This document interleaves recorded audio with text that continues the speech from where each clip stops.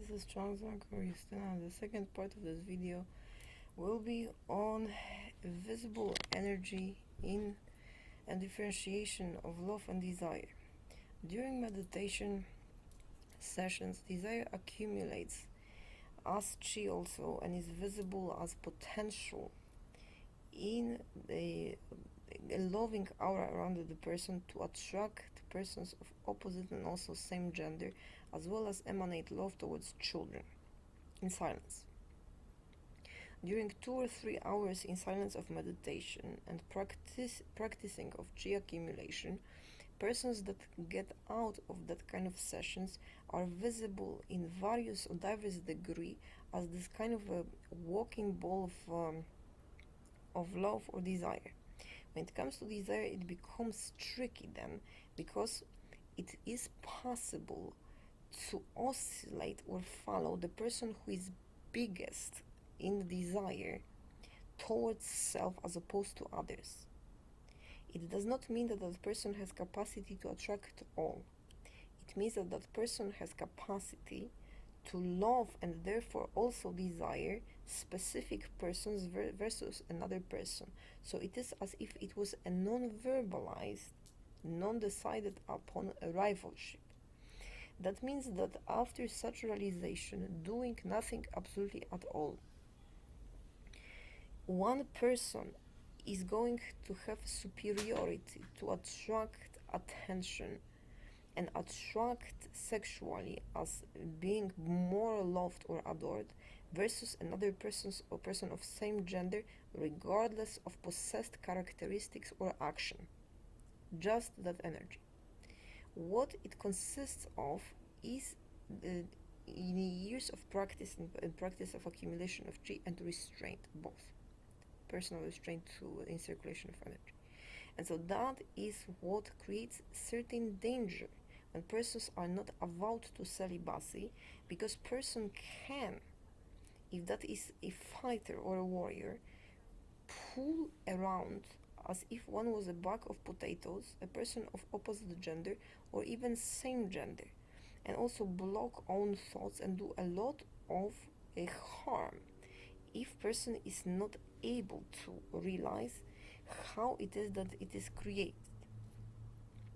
And so that is why the practicing of meditation is mandatory in certain professions, because otherwise, despite being armed or despite possessing skills such as Kung Fu, we can be unable to confront certain persons just because that person loves and desires us more, the fact, and has capacity to have distance to such, blowing off self that energy.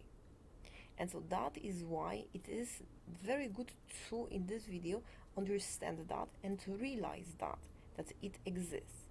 Again, the observation is such that in group of persons, some persons will appear as loving and desiring, and will appear as primarily and based on that basic instinct as energy of desire, like a magnet, bigger than the others.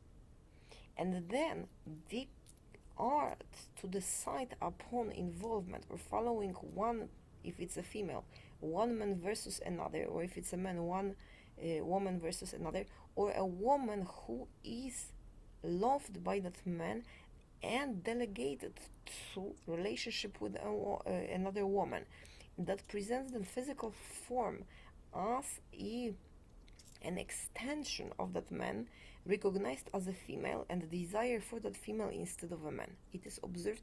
It is very tricky and requires also realization and asking certain questions and observation, empiric observation, who is most loved and desired. And so that is observation of jealousy. Jealousy is another topic. Before the jealousy, I want to describe the desire.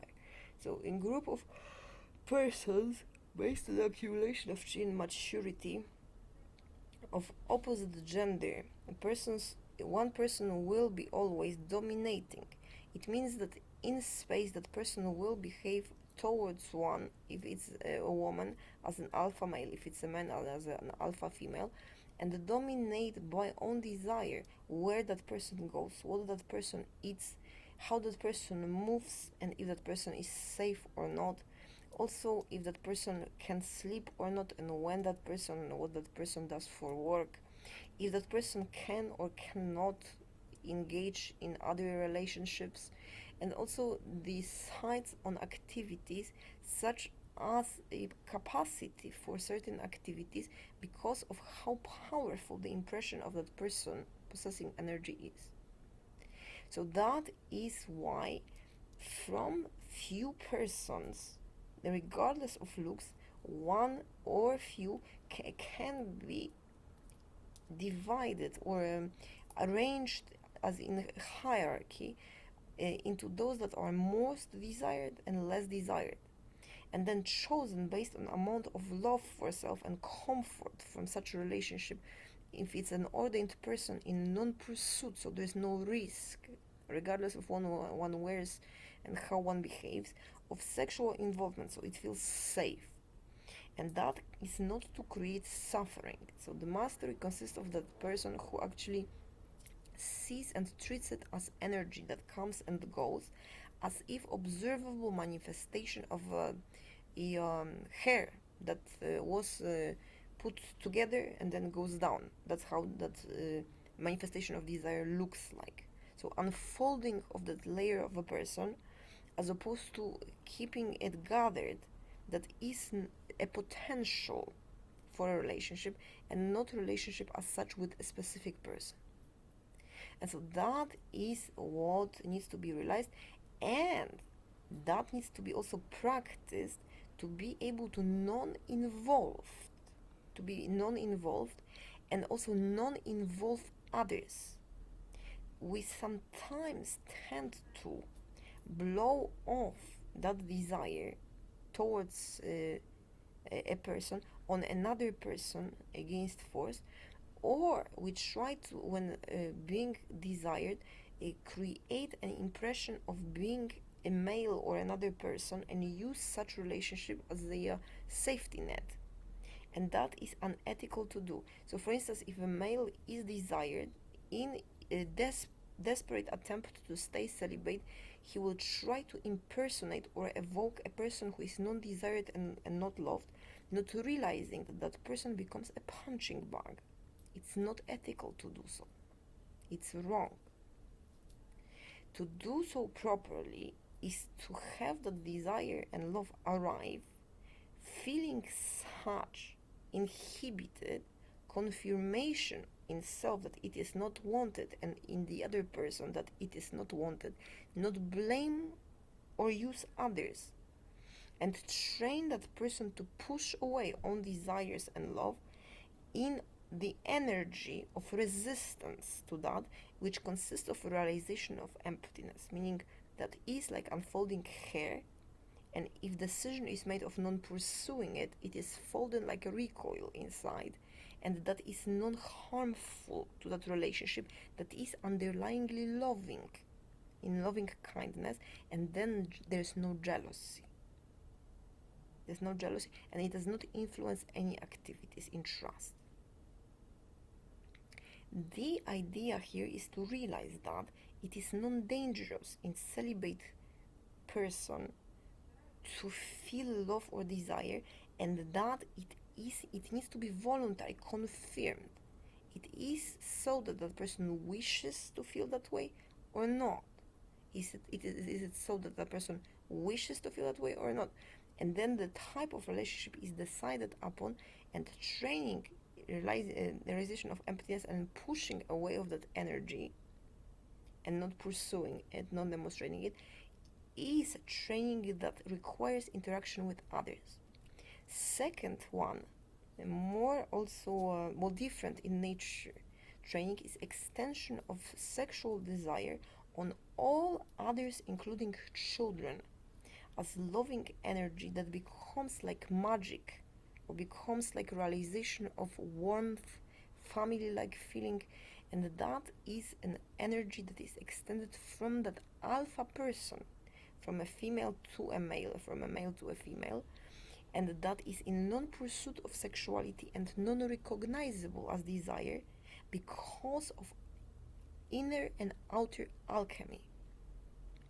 It means that then children feel safe, feel calm and sleepy, have also a joy and feeling of being embraced by, as if warm water, by this darker energy, and that is non-sexual for adults and children because of that inner alchemy. So that is then accepting of adult relationship with that master, a rejection of sexual pursuit. Those are the steps. And in third instance, presenting self as loving in a non-sacrifice, in loving kindness as an adult, in adult dimension, that love is extended to all in couples, and non-jealous, meaning that pursuit or impeding the pursuit because nobody else is pursued, because it's celibacy. It means that it is possible to extend such love for all others in a non-sacrifice, because that is not wanted when declared to pursue. When we realize that person is wanted and wanting, deciding upon non-pursuit, the energy is in inner alchemy changed into warmth, love, appetite, pursuit of colors and imagination, pursuit of fantasy, and that is the result of non-consummated in sexual activity, in celibate spaces, desire that becomes sacred, or denominated sacred fire also. That is the video number 2, and that is experienced many times during ceremonies and churches and gives sense of purity and accomplishment.